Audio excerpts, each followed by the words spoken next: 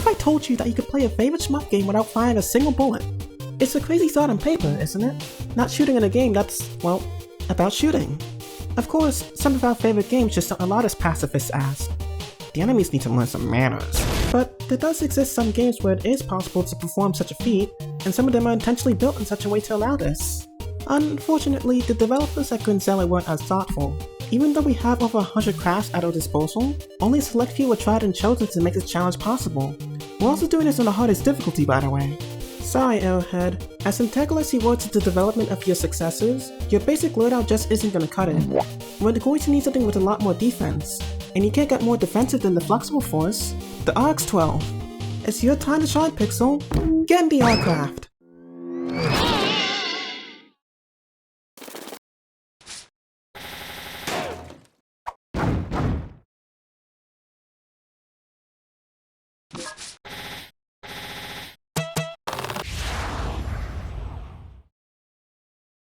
There shouldn't be anything that we have to worry about in Stage 1. Sure, some nuances will have to be dealt with since we can't... shoot. Well, shoot. Unfortunately, our power armor buddies don't give us their goodies for free. It costs 1 bullet, which... we don't have. Try as we might, we're not going to make it very far without firing and with no power-ups, so... that just eliminated 95% of our choices. What now? How do we get the first power-up? Well, we're going to have to take a look at the 𝘵𝘰𝘺𝘵 lineage. These 6 fighters have a unique mechanic, where changing speeds initiate afterburners hard enough to damage anything behind it. We can use this to destroy the power armor. And, with luck have it, TXT Eclipse has these afterburners and uses tentacle force, so that more than solves the Stage 1. Stage 2, however... Oh my god. Out of my way, son!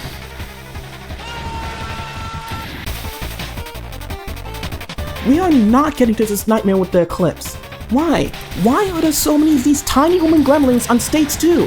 Without full dose, our force damage sucks. We can hardly kill the Tebbies. I tried using Hades' Anchor Force setup for better crowd control. That didn't work. And then I settled with Sungraven's Yellow Pod and thought, wow, I could actually make this work. Until I got to the boss. So what? Is that it? We can't even get past the second stage. Well, a couple years ago, I would be saying that. Now, after the Baidu Synthesis project,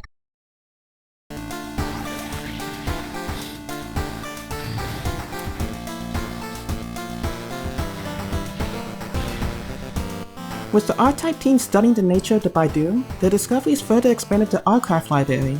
Some of the ships developed are kinda mid, others are widely known by the community, but the one that we'll be looking at is 𝘵𝘠𝘠𝘠.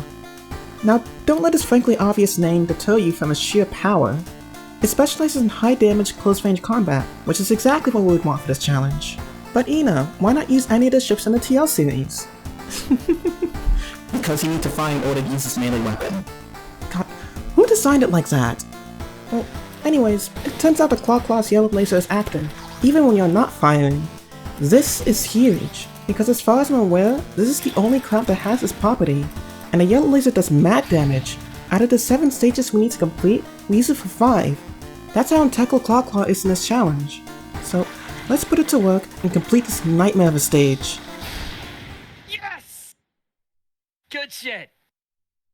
Let's keep in mind, that was only Stage 2. What kind of awfulness could possibly be waiting for us in Stage 2? None. Stage 3 and 4 are significantly easier than Stage 2. I don't know, maybe it's because I'm not being constantly chased by homing projectiles? Let me know in the comments. Anyways, Stage 3 and 4 are a breeze. Compared to Stage 2, that is. Of course there's this difficult section here and there, but god, I'll take that any day of the week. Fair enough. Stage 5 doesn't quite go back to that terrifying territory of Stage 2, but it's close. See these guys? They're a bunch of speedy dickheads. In an open environment, they aren't so bad.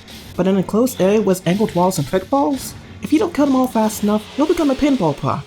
And I've had my fair share of moments where that almost happened. Both sections with these aqua twins are pretty awful to deal with without proper routing. Once you get past all of that, you know that it's not over. Some of you may not know what's coming, but the rest are quivering in the boots that they had to face. Ouroboros. This bitch This leader of the Ligament Kindergarten Crackhead Academy is the hardest gatekeeper in this entire challenge. No, I'd say this is the hardest main course boss in the entire game after they nerfed him. Yeah, that's right. He used to be harder than this. Oh, it doesn't seem that bad. All he does is chase you. Oh. You thought I was exaggerating when I said crackhead? Well, let me demonstrate to you the complex giga-bipolar AI. Even after all the times I died to this boss, I still don't know how its behavior works. Sometimes they're all slow, sometimes some of them are fast, sometimes all of them are fast, sometimes they'll feel generous, other times fuck you. Sometimes their IQ grows trifold and corners you into a checkmate. Sometimes they'll say, fuck it, let's occupy the entire screen. This is the most inconsistent boss that I've ever had the displeasure to fight. And I don't care if that was the purpose, it's not a good boss.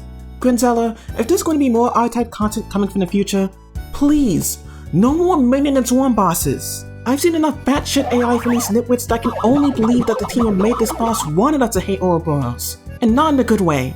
No more. Moving on. We had to take Route Point 2 since Point 0 eats our force and Point 1 changes us into a BSA. That alone wouldn't be an issue, but this one particular section with the Terrans is just impossible to surpass with the BSA. As it turns out, Route Point 2 is the only route that's possible. Stage 6.2 is relatively simple. Deal with a couple games, rockets, a lot of rockets and power armors for some reason, and why are you here? The boss sign cheat can be troublesome if your force doesn't have amazing firepower. Thankfully, our force has amazing firepower. We'll take care of him, no time wasted. The big boy.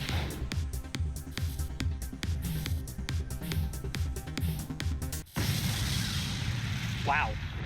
That literally made him look like a joke. Stage 7.2 is the last level. There are 3 challenges that we have to overcome. One of these stands out far more than the rest. For those who have played the game, you know exactly what it is I'm talking about. It's the BSA wall. Yeah, that's right. 𝘮𝘮𝘺 isn't strong enough to eliminate all the Baidu fighters. Of course, we don't have to take all of them out, but that's not the issue.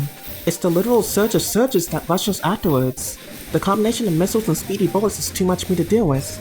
I thought that this would be Son Goku's time to shine, as the yellow pods easily obliterate the BSAs. But I was still never able to successfully get past the surges. I came close, so I kept trying. Over the period of this challenge, I've been keeping a creator named Datch posted about my progress. Evidently, I let him know about my current dilemma. He recommended that I use Metallic Dawn too. I was skeptical at first, as while I had more defense, getting past the BSA wall becomes a problem now. Well, not at all as it turns out. The gaps between the Baidu crafts are small enough for you to squeeze on by. Just make sure you get the spacing right. Now, it's far from over once you get past the wall. All their aimbot missiles will come circling around to catch your ass, and you can't put the force behind you as you have surges that will van you.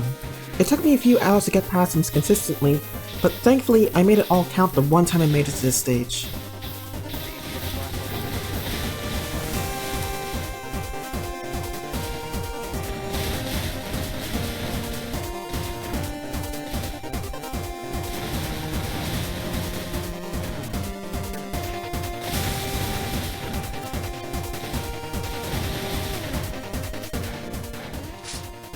Yes, Pixel? Huh?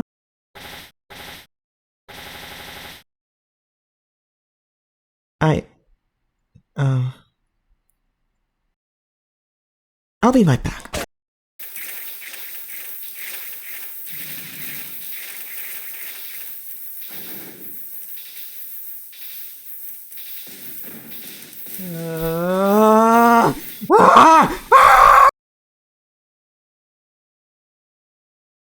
So, embarrassing discoveries aside, you can get past this section with Metallic Dawn 2 as well. But if you're not up to dodge a shit ton of bullets, just use RX-12. The stage becomes significantly easier. And while we're still here, you can get past the surges with 𝘮𝘮𝘺 and probably Son Goku as well. I just wasn't using the same strategy that I used in Metallic Dawn. I drew these conclusions too quickly, so skill issue I guess. After the BSA and surges, you're on the home run. Don't let this thing eat your force. Don't Be a bumbling fuck up. and you'll make your way to the final boss, Obsidian Pupil. Now, there's no need to stress because he's pathetically easy. But, he almost made me revoke my autograph license. I never seen the EM waves chase me this much. If I didn't bail breaching the eye, I probably would have died. It would have been the crash heard around the world because nobody dies to this boss. I hope so, at least. Luckily, the other EM waves emitted weren't as aggressive, and I was able to find an opening to breach the eye, effectively completing the challenge. In the hole! Eventually.